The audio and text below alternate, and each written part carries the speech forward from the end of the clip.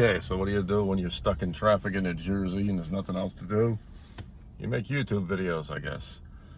Anyway, this one's going to be completely unscripted because I'm driving and hopefully maybe I'll get home before, I have a beard, which I already have some of it anyway. So I'm going to talk, I guess, about the psychology of people who give you best offers and, maybe why they do what they do. Now there's a pretty good contingent of, ones where there's kids or something like that and they're just screwing around and like, oh, let's get this guy a lowball offer just to piss him off, I've had that plenty of times, but more than not, I'll get lowball offers and they'll be weird sometimes. They'll be like, let's say I have, this actually happened. I had an item up for I think it was like $26. They offered me 12, less than half. Sure, I'm going to jump at that. So I immediately declined because what you're saying to me without really saying it is, you're not taking it seriously, or you're just trying to feel the waters just to see, if the person's stupid enough to take it. Because sometimes they'll go ahead and they'll look at your store and, they're not stupid either. They'll see like, okay, maybe this guy hasn't had a sale in like several days or a week. He may be more open to, take a lowball offer. That's got to be part of the methodology of what they're doing, So if it's like half, 50%, of course, I'm just going to, decline it.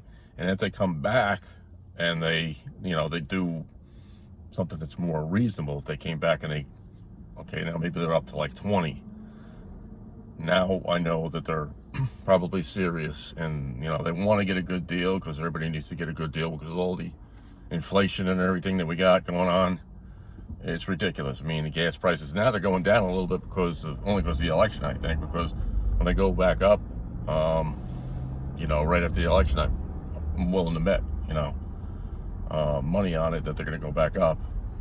So this is all just, fabricated, I think. So anyway, so I did have this one. She went up to 14. After she gives me the 12, she goes up to 14. And I declined it again. Then she went, maybe she got pissed off or something. So she gives me a lower offer than even her original offer. She goes down to like $9. And just for the hell of it, just for laughs, I counter offered maybe like $2 lower than my original price. So it's 26. I think I counter offered like 24, figuring, she's just screwing around, and she took it. And I'm like, all right, well, so I'm not sure what she was doing, They want to see, if you're gonna play the game with them. And in the beginning I wasn't willing to play the game, and I was just like, so whatever she was thinking in her mind, I don't know, but half the time I'll usually get, offers that are like maybe like $5 to $7 away from what I'm really asking, because I tend to do best offers on most things, like a lot of people do, because you put a best offer on it, you overprice it, put a best offer on it, and a lot of times they just fall. When they give you the offer, they're going to fall pretty much where you wanted them to anyway. But I've realized with a lot of buyers, they like to feel like they're in control, all the time. They want to be the one to make the decision as to whether the sale is going to go through or not. So sometimes I'll just, politely say, I can't do that, because of shipping costs and such, because of your geographic location, because I usually offer, free shipping, or if it's a bigger item, I'll offer, just a flat rate ship, and I'll say something like, do you think you can do, or would you consider something like that, this price instead of what you offered?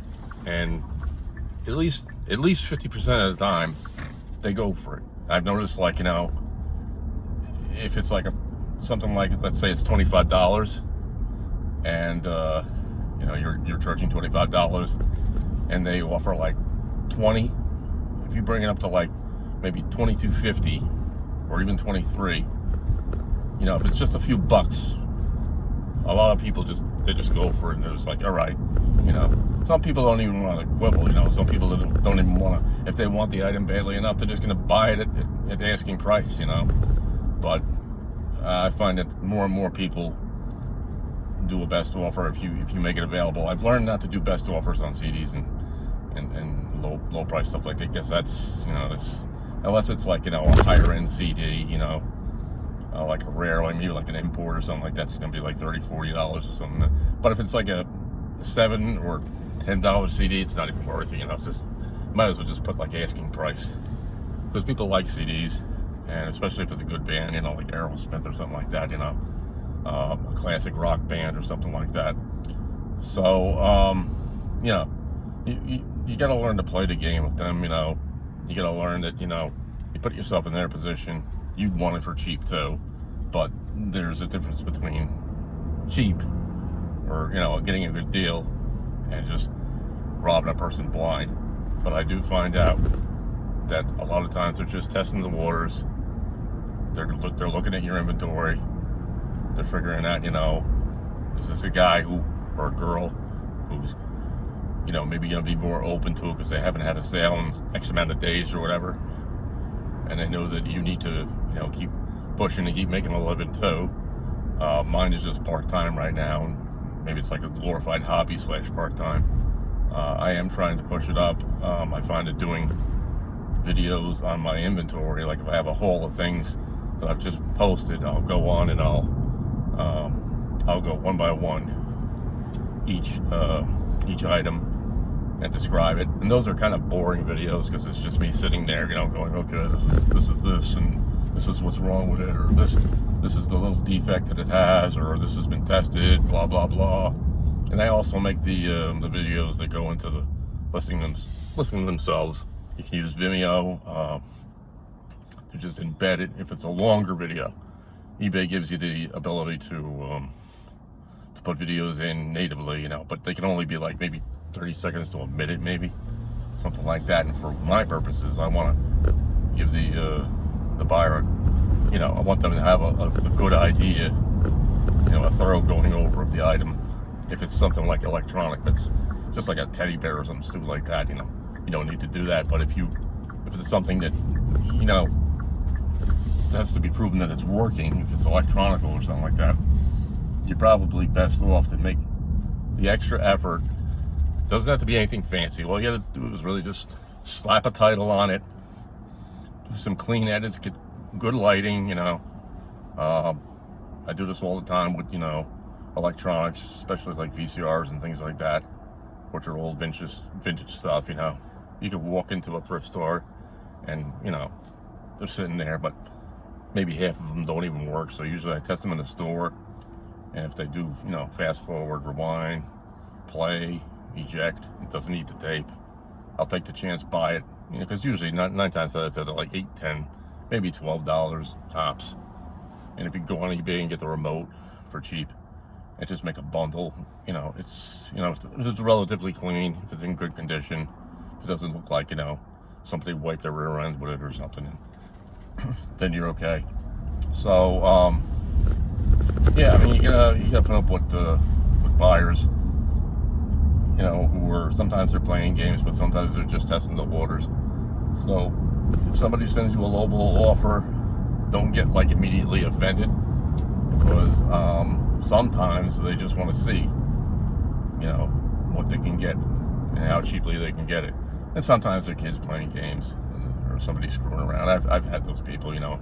If I know it's, or I suspected it's something like that, I just, you know, I decline. And if they really keep bothering me, I just block them, you know. It's not worth the price of screwing around with them.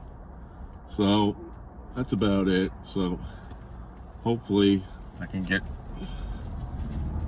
through all this traffic in wonderful New Jersey and get home and start posting. So this is one of my regular conversational videos. I'm going to try to be doing more of those. Probably be doing them in the car a lot, you know, because you don't get bothered by the kids or the wife or phone ringing or anything like that. So that's it. And thank you very much for taking the time to watch this video. And I hope you have a great day. Take care.